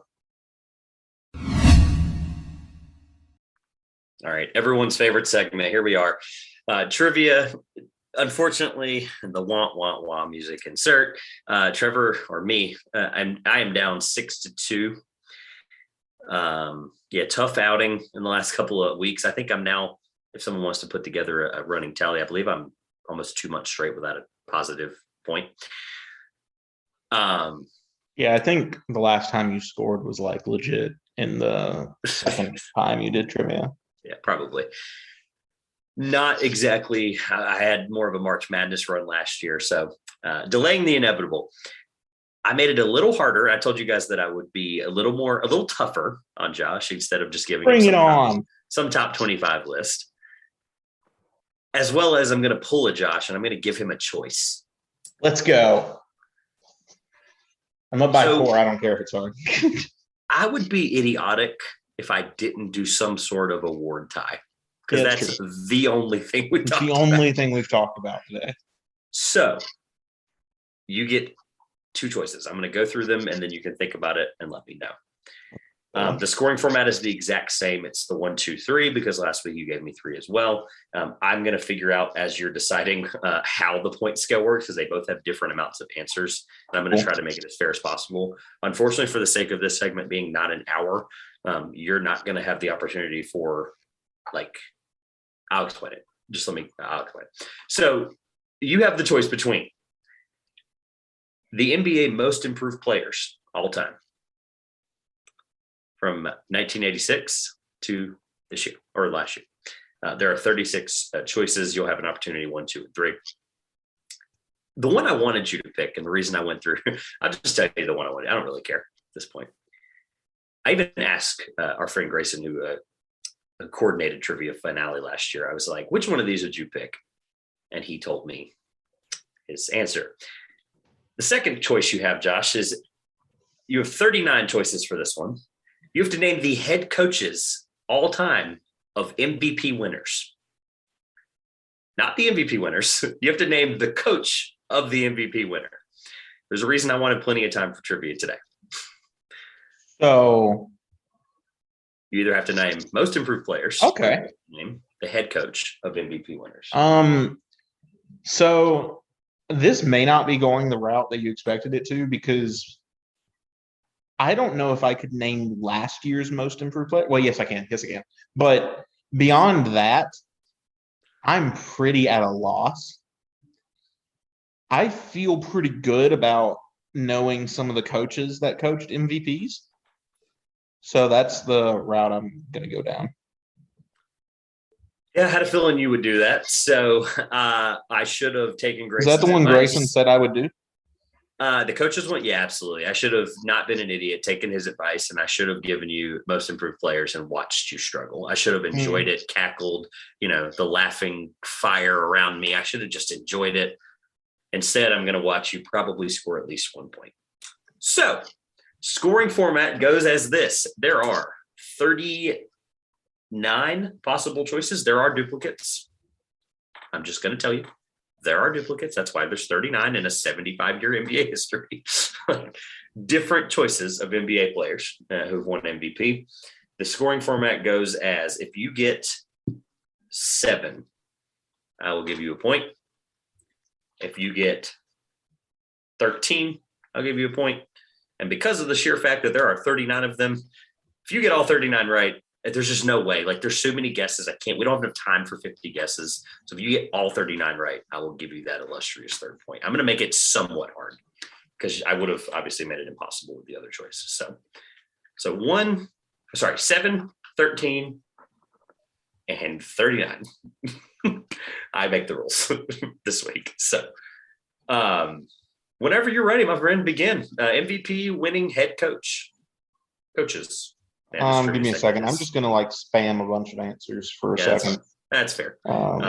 This trivia segment is because I'm realizing that I'm going to look stupid here in a little bit because I can't draw the names of head coaches I would normally remember. That's fine. Of recent MVPs, and it's kind of sad.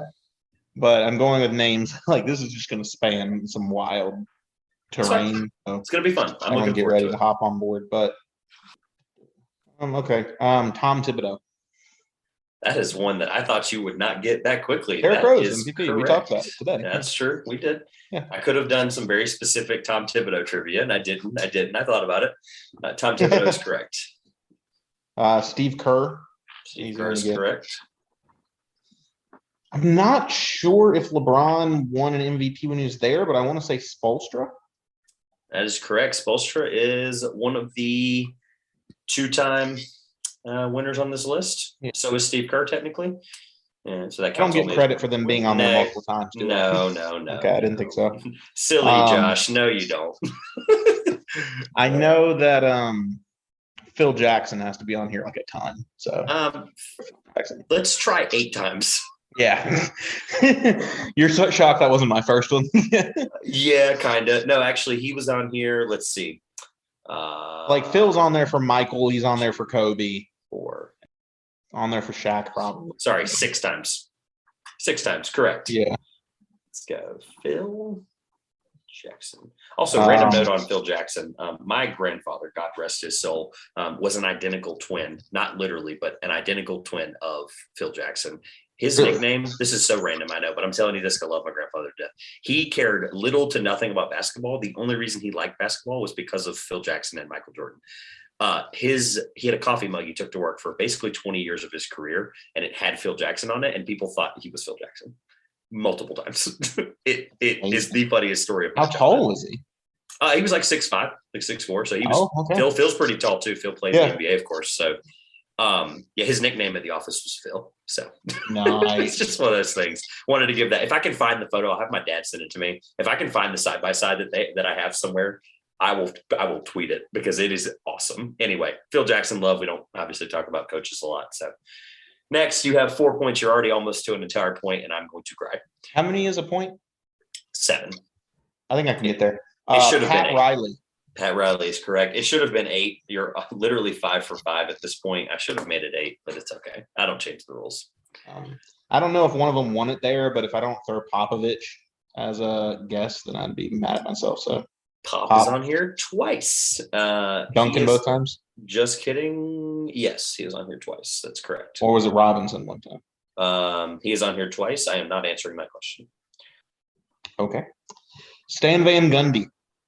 That's a great guess. Unfortunately, it's not correct. That is a wait, that's right. Guess. Dwight never won that MVP, did he? Bingo, he did not. Dang. Yeah, all right. And also, it would be a very weird list if you looked at MVPs. No disrespect to Dwight Howard, but if you looked at MVPs all time and Dwight Howard was on them, it would look a little weird. There's a lot of guys in that era that were Hall of Fame unanimous guys that weren't Dwight Howard. So great guess. You are 1 away from. You're 1 away. Here's the embarrassing part.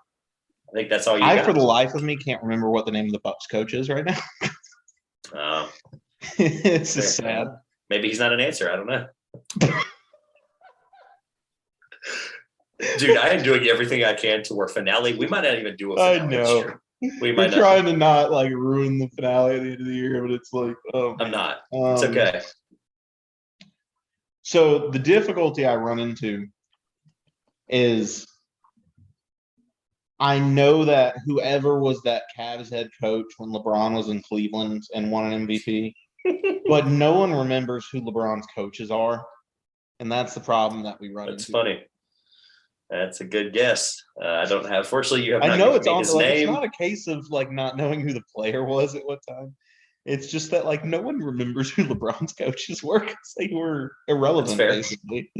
Unfortunately, that's not his name, so I can't give you any credit for that. So, no.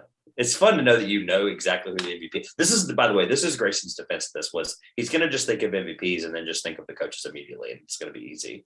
And sorry, Grayson, you were right, and I was wrong. Most improved player, you probably wouldn't even have a point right now. To be clear, it's pretty bad. I would not score a point. Honestly, most improved player. I'm so mad at myself. I can name Julius Randle. That's a good one. That's correct. That's a good one. Yeah. Can I tell you the thing about most improved though? Can I tell you my idiotic part of it?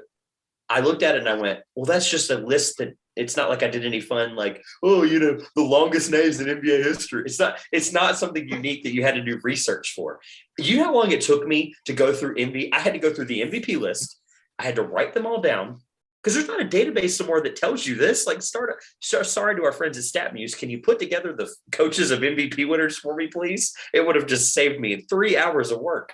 I mean, I put hours into this. It was so annoying. I'm glad you picked it. Anyway, you are 1 point away, my friend. Let's get a point on board. There is a multiple time winner that I am very shocked by that you have not gotten. I don't care. You're going to get the point. I'm just giving you like a off the wall hint. Maybe. I don't know. Okay. I'm trying to remember. And again, you have 39 guesses, so there is not much hints coming from me. Yeah. I do have 39 guesses. Yeah, you do. I can't remember names. Okay. Trying to just scroll through. Just throw Carlisle just because he's been around a lot. I doubt he has an MVP, but we're just going to throw him out there. That's a good guess. Unfortunately, he is not correct. Yeah. There is another coach of the Dallas Mavericks on this list, of course. Avery Johnson. Wow. That is the point that does it. I did not realize that. I knew when Dirk wanted it, I had to either be Carlisle or Avery Johnson. See, I forgot Avery Johnson was even a relevant coach for a while. Like, I knew he was good, but Carlisle was the point I remember. Yeah. So there were, thankfully, thank you, Mark Cuban, that you do not turn over coaches that quickly because helped me really string Dallas together there because he just does not fire coaches. Love it. Love it. Point.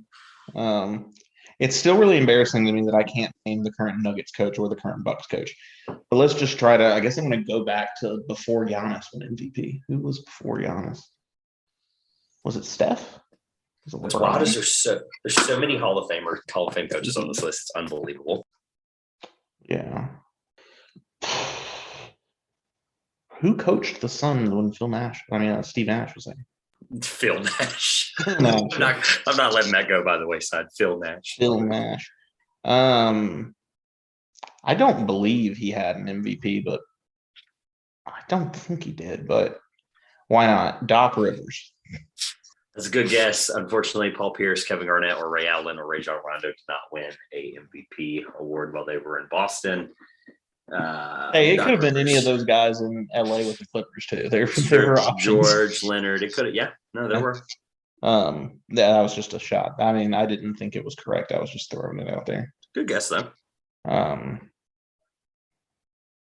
This is hard. It's very difficult, which is part of the reason I'm glad that you at least got the point, because I'm entirely going to be just destroyed by this. Then I want you to at least feel good about it in some form. So I'm happy for you, but no longer am I helping you because you're close enough to 13 that I'm nervous.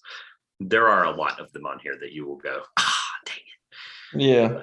And by the way, for the sake of me and listeners, if you get to a point like I did last week where there's just this wall, don't do what you did and rattle off 39 guesses. That would waste 20 minutes. Please. This is a long episode. People came for MVP and Coach of the Year and such. Let's just, if you hit the sheer wall, and I'm going to give you hints, by the way, because there's a gap. Not a wall yet, because I can still think of coach names, but you can also think of MVP winners. Like, I'm just giving you help. Yeah, I just can't remember their coaches, basically, is what it comes down to. I'm going to go back far enough where there are a couple of players that are Hall of Fame players that also won them as coaches. I found a guess. Okay. But I think of Rudy Tomjanovich. Wow. You'd been slapping yourself across the head if you had not gotten Was he Hakeem's coach? He was. He was Hakeem's coach, yeah. That's a great. Yeah. Rudy is correct, my friend. Rudy T. You have 8. Team USA. 8 for during their worst period. 8 for 11. Is that right? 3 wrong and 8 right. Yep. Yeah, there's multiple players, former players that were Hall of Fame level players that also won them as coaches. That also won. Bill Russell coached, didn't he? Let's see if he coached an MVP. He did not, unfortunately. Okay. I want to check if he coached, because I think he coached. No, he did. You don't have to look it up. He did. He coached for the Kings for like 10 years. Am I allowed to look up if a player I'm thinking of coached? You can ask me. Did Jerry West coach, or is he just Jerry West did coach. Jerry West. That was the hint I was giving you. That was the Hall of Fame level player. Yep. Also, another reason I want you to Google Bill Russell, because people like him will pop up as also search for. So you're close enough to 13 that Googling is not allowed. Yeah, that's right. Yeah, because Russell was a player coach. That's what I thought. Yeah. Well, that and he also coached for the Kings at some point too. Like he coached like way long. Dang. Hold on. I just want to say this is just a fun stat. Bill Russell was 1 year away. Like if he had started coaching the Celtics as a player coach 1 year earlier, he would have coached himself to an MVP, which would have been a hilarious way to He was the 1965 MVP, and he took up coaching the Celtics in 1966 as still a player. That's nuts. So he almost coached himself to an MVP award. Yeah, the MVP back then was, wow, that is nuts. You imagine that now? You imagine LeBron. LeBron does coach his own team. What are you talking about? Okay, all right. They just don't say it outright. I'm just giving you an example, okay? They just don't say it outright, but he does. All right, where are we going with the next guess? Can you name any of Wilt's coaches? Like period, not winners of MVP coaches, but like, can you name a single coach that coached Wilt Chamberlain? Well, what? He's one. He's an MVP winner. Am I allowed to like look at the names of the teams like you did before? Oh yeah, you can look up team. Yeah, you can Google NBA teams. That doesn't bother me a bit. I don't care. We need that memory refresher just to look at the teams. It'd be no different than if a poster on my wall behind me had all the NBA teams on it. So I mean, one answer is on your wall behind you, but that answer was Phil Jackson, so it's exactly. Yeah. I need to do a little backdrop cover. Like, no cheating. There's actually, this is just for fun, like an Easter egg, so we can continue to make this interesting. I don't have any sense of if this is correct, and it's probably not, but I just want to say, because it was a fun thing last time I did a coach's question for you, and say Lenny Wilkins. that is an awesome guess. Little bit of an Easter egg, like you said. Unfortunately, Lenny Wilkins is. Yeah, I didn't think it was, but I just wanted to do that. I thought it would be fun.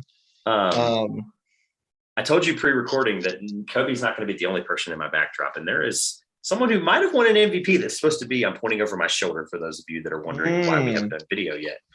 There may be a guy that's supposed to be right there on my wall, and I'm pointing in a blank space, unfortunately. But, okay, so we both know you're talking about Allen Iverson. There you go. The fans can't know that, but because they can't see over you, and they may not have listened to the I Bought the Slam magazine with AI with the Pro. That's true. I don't remember who coached AI.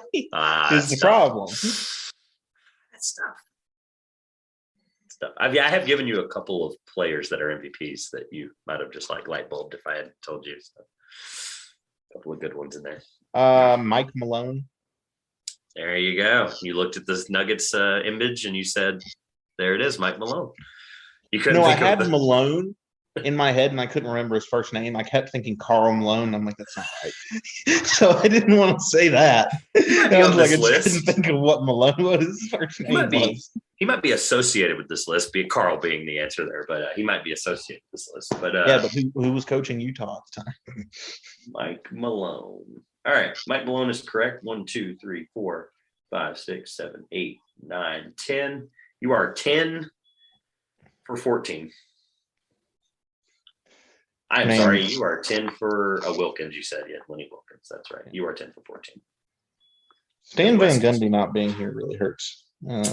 Sorry, Matchy fans, once again. It's kind of amazing how many similar names of coaches there are. Like, I'm looking at the answers, obviously, so that's not. Yeah, fair. I mean, it's tough because it's like I keep going back to, okay, wait, who was Shaq's coach when he won MVP? And I'm like, it's probably Phil Jackson. Like, I can't go anywhere. Shout out to Phil, greatest coach ever, bar none. Yeah, I agree.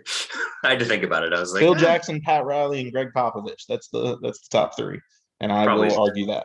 It's probably the order too. I think honestly, as crazy as this sounds, I will argue Jackson, Riley, and Popovich as long as I could. I just don't have anyone else that's close. If we had time, pro basketball, NBA head coaching. Yeah, for sure.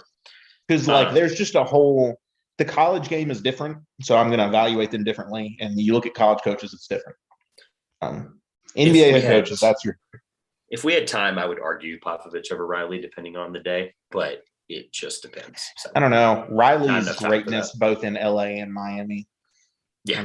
Riley. Showtime. Right. There are a couple of Tar Heels on this list as well. MVPs or coaches? Both. Oh, okay. Both, I believe. Also, fun fact while you're thinking, did you know Quinn Snyder played point guard at Duke? Yeah. I learned that this week. So random. Why I thought it was shot like, I don't know what the deal is like over there, but it was kind of weird that like, he wasn't in consideration. I mean, I guess they didn't consider anybody outside of Shire, but I was like, if we're looking just at the Duke like alumni base, who's the best coach? It's Quinn Snyder. Like that was just everything I had looked at. I'm like, we're looking at the entire Duke alumni base. Who's the best coach? It's Quinn Snyder. I thought JJ was another one, but I think he likes the media route. But this isn't a college basketball segment, so any JJ is not a coach. So. I know he's just a good. I just think he could be such a good coach. Good player. All right. John Shire's good. Credit to Shire. I think he'll do well. John Shire, unfortunately, is not. He's a Duke guy through and through. Won a title there. He's got a lot of roots. Got a lot of roots, a lot of leverage. Unfortunately, he got mentioned more on this segment than most coaches should be mentioned. So, no, he's not on this list. So any guesses that aren't John Shire? Just, dude, he's only been a college assistant coach. No, I was not going to guess it. I need something from you. Yeah. You're close enough to 13. I'm going to give you some hints. Okay. The former player thing, you should think harder. All right, you're close enough to 13 that I'm going to give you a couple of hints. Think a little bit harder about the former player Hall of Famer / really good NBA player that became a coach. There's a couple of those that you might get that I believe I've gotten before in the past with some of these coach questions. And then there is probably one guy this era that I'm mildly disappointed. That's two guesses now. Okay. Danny Ainge. It's a great guess. Not correct. No, it's not. Red Auerbach. That's the one that I was going to eventually give you hints for. We talked about Bill Russell for basically 5 minutes, and at some point I thought it was just going to happen. Red Auerbach is correct. Auerbach, whatever. Red is correct. Unfortunately, Ainge is not. Who was the Celtics coach for so long? Hey, you're only 2 points away from 13. At that point. I know, it makes me feel like I want to get it now. There's a couple you're going to be disappointed if we get in very shortly, because it's one of those things like you'll hear them and go, oh darn. It's not, there's none that you're like, there's one that I'm severely disappointed who's a multi-time still. Multiplayer, not multi-time, like multiplayer. You're like, doesn't help me, but yeah, I'm going to get there. I promise. Can I ask if I'm missing someone big that's currently coaching and other than the Milwaukee coach? Because I'm clearly missing that one because I can't remember his name. Only because it's not going to get you to 13 with this guess. Yes, you are missing an active. So active, he's actively coaching. He might not be a head coach, I don't believe. I don't think he's actually actively head coaching, but he is actively coaching. I believe he's. I think I just got one. Was Billy Donovan coaching the Thunder when Russ won MVP? It's not the hint I was giving. That's a great guess, and it is correct. But it clicked in my head. Yeah, Donovan. A lot of these coaches, like we've talked about 50%. Who was coaching Houston? Oh my god. Can't remember. Okay. I wouldn't think too hard about that one. I would. Who just got fired in Houston? He was coaching Harden to an MVP season. But the reason I did this, while you're thinking, the reason I did this question is because I thought it would be harder, because I thought there was more obscure coaches than that would be coaching MVPs, maybe say random MVP winners, or like, yes, there's your Phil Jacksons and Steve Kerrs and stuff of the world, but like, yeah, like there's a ton of guys where I'm like, holy crap, this list is really good. Like you could make a Hall of Fame starting lineup with the coaches on the coaches side of the list, players wise, if they were playing, which is nuts. But was John Paxton ever a head coach? Pretty subpar GM, Bulls fans would say. He unfortunately is not correct. That is a good guess, though. I know he got somewhere outside of the. We are John Paxtons of the world, so you're probably pretty close to the white flag. The problem is you are 1 point away from 13. No, I'm gonna get one of these. Like, and this is where like the pain comes in for getting this Milwaukee coach. But I can't let myself dwell on that. Maybe it'll come to me if I don't focus on it. Like it came to me with what's his face, the player that I randomly shouted that. So yeah, I've forgotten his name now, but Hashim Thabit, where it came. Oh yeah, that was. I had to turn your audio down for about 4 seconds. Hashim Thabit. It was a great light bulb moment. Yeah, all-time great light bulb moment. To be clear, I'm going oldest to youngest or oldest to newest when I go with the reveal. Because it will be more painful that way for all of us. I'm going to get those guys out of the way first. Oh, man. There's, by the way, for 1958-59, there is 2 coaches for 1 year. They fired a guy, and then they both both were coaching that same year that someone won MVP. Was it Wilt won it? Not in 58, no. He did win in 59 though. and 65 and 66. A couple of those. Wilt, fun fact, is the only player with just kidding. He is one of 2 players with 3 different coaches. 3 different MVPs, 3 different coaches. A lot of interesting. We're going to go over a lot of NBA. I'll throw this out there because it's interesting because Bill Russell coached himself. So did Wilt coach himself to an MVP? Nah, he didn't. No. Okay. Unfortunately, he was too busy getting drunk every night. That's not slander at Wilt Chamberlain. That's just he was. an accurate story. Like no, he was. He dropped 50 and grabbed 30 boards, go out, get hammered all night long, and do it again the next day. His autobiography is probably one of the best reads for NBA fans. Or biography. It's one or the other. There was a book about Mike him. D'Antoni. That's the one. Ding, ding, ding, ding. We can call it because at this point you are so far away. It makes trivia 8-2, so I'll leave it at that point. Yeah, I can't get to the 39. So. If this was 30 minutes into the show, maybe we could keep going. But like, there I are don't some want to keep going. there's some that you might slap yourself. But yes, Mike D'Antoni was the one that I hinted at multiple times. Multiple players on it, multiple guys, etc. I can only think of Harden. Who was the other player? Steve Nash. Ah, there it is. 2-time MVP. Ding, ding, right there. I couldn't remember who coached Nash. I knew Nash was a 2-time MVP. For the sake of everyone listening this far in, thank you.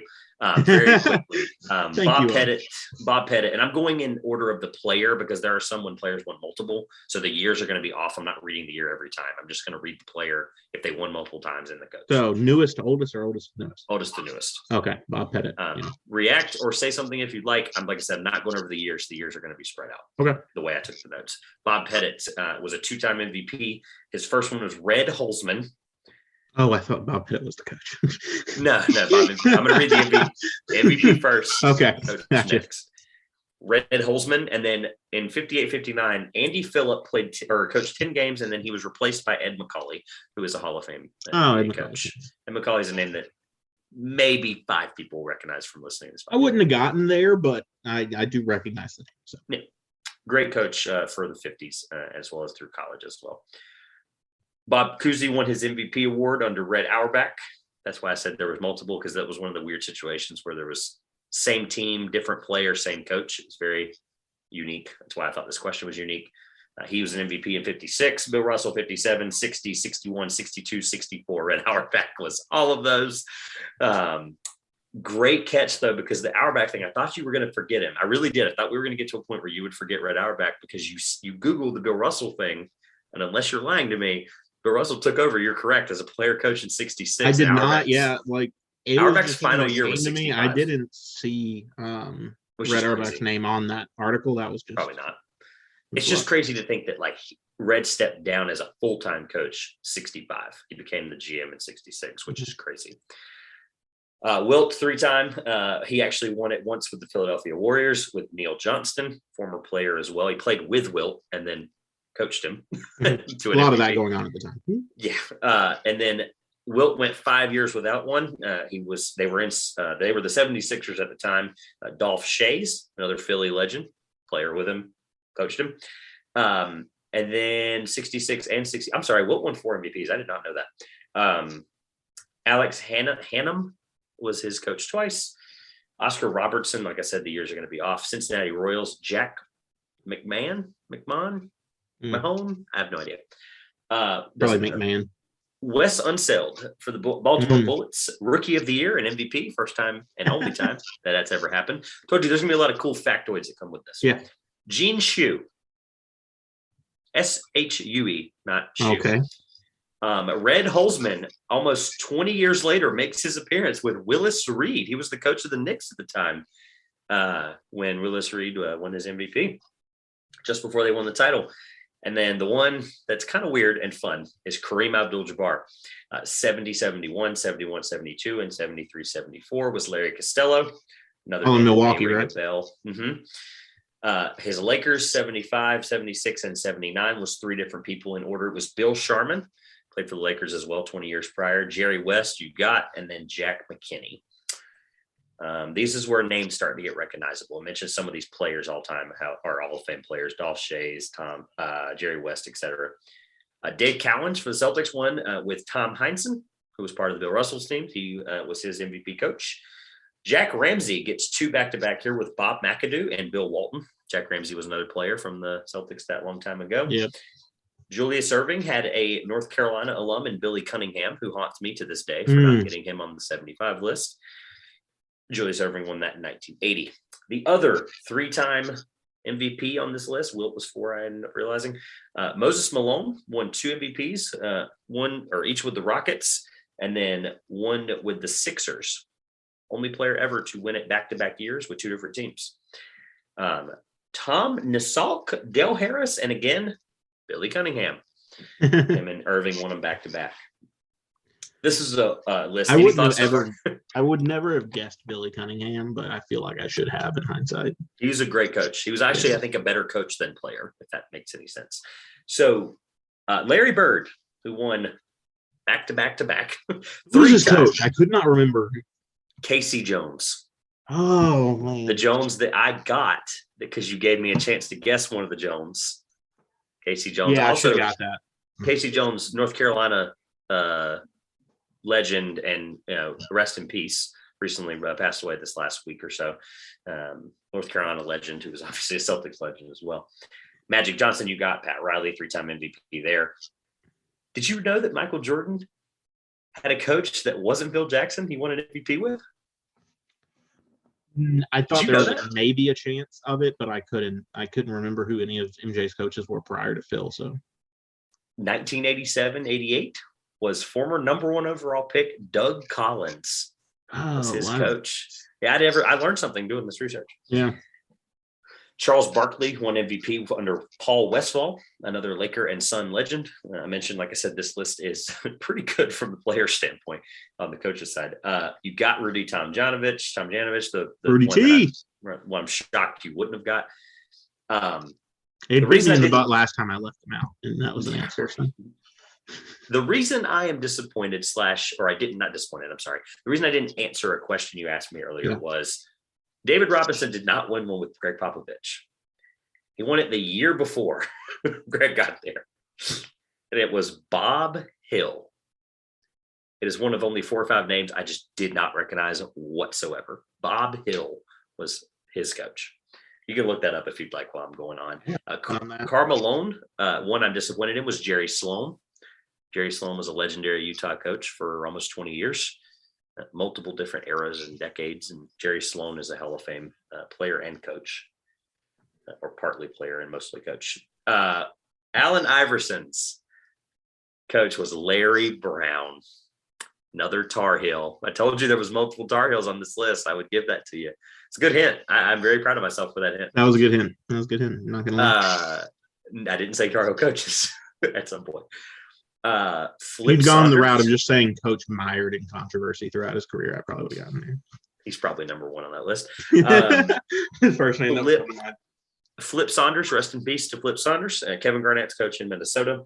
Mike D'Antoni, you got for Steve Nash. Avery Johnson, again, I full admit up front would not have gotten Avery Johnson. great commentator, or whatever he is technically, analyst. You were correct about LeBron. Eric Spoelstra was his coach as well. Back-to-back MVPs in Cleveland was Mike Brown. Oh, darn. I can just guess common names, probably would have gotten there. The reason I say that there was multiple first name, common last name. Mike Brown. Yeah. There's multiple Browns and there's multiple Mikes. And the disappointing factor for you is you got Mike Brown you didn't get. You end up getting, looks like Larry Brown you didn't get. You got Tom Thibodeau, Steve Kerr, Billy Donovan. You got Mike D'Antoni. You didn't get Scott. Scott Brooks was Kevin Durant's MVP coach. That's a good pull that a lot of people, he's pretty irrelevant now. He's Washington's coach, I believe, if he hasn't gotten fired. I believe he did get fired, actually. I believe he's not the coach in Washington. Yeah. And then the Mike that you did not get, former coach of the Atlanta Hawks when they were the 1 seed. Wait, Mike Budenholzer. Mike Budenholzer. That's it. Yes. It didn't bite me in the butt, so it's fine. We've already made it this far. I'm going to tell you this. We've already made it this far. I'm going to give you a couple, or I'm going to give you the reason I wish you had taken most improved player because it was way harder. I'm going to read a couple just like off the rip. Alvin Robertson, Dale Ellis, Kevin Duckworth, Kevin Johnson, Ronnie Cycli, Scott Skiles, Purvis Ellison, Are these basketball Ruff. Yes. Don McLean, Dana Barros, George Mirasan, Isaac Austin, Alan Henderson, Daryl Armstrong, Jalen Rose, Tracy McGrady, Jermaine O'Neal, Gilbert Arenas, Zach Randolph, Bobby Simmons, Boris Diaw, Monta Ellis, Hedo Turkoglu, Danny Granger, Aaron Brooks, Kevin Love, Ryan Anderson, Paul George, Goran Dragic, Jimmy Butler, and then it starts to get good. CJ McCollum, Giannis, Oladipo, Siakam, Brandon Ingram, Julius Randle. I wish you had taken that category now. So it has been long enough. This is the longest podcast episode that the listeners are going to get since we will never release the first one, the actual first one. It's almost 2 hours long. Yeah. It was a great episode. Had fun. Congrats on an 8-2 lead in trivia. Close this out. Wow. Basketball is a game of runs. Trevor needs a big second half comeback. So that being said, this has been a long 2-pointers podcast, but it's been a good one. We will see you soon.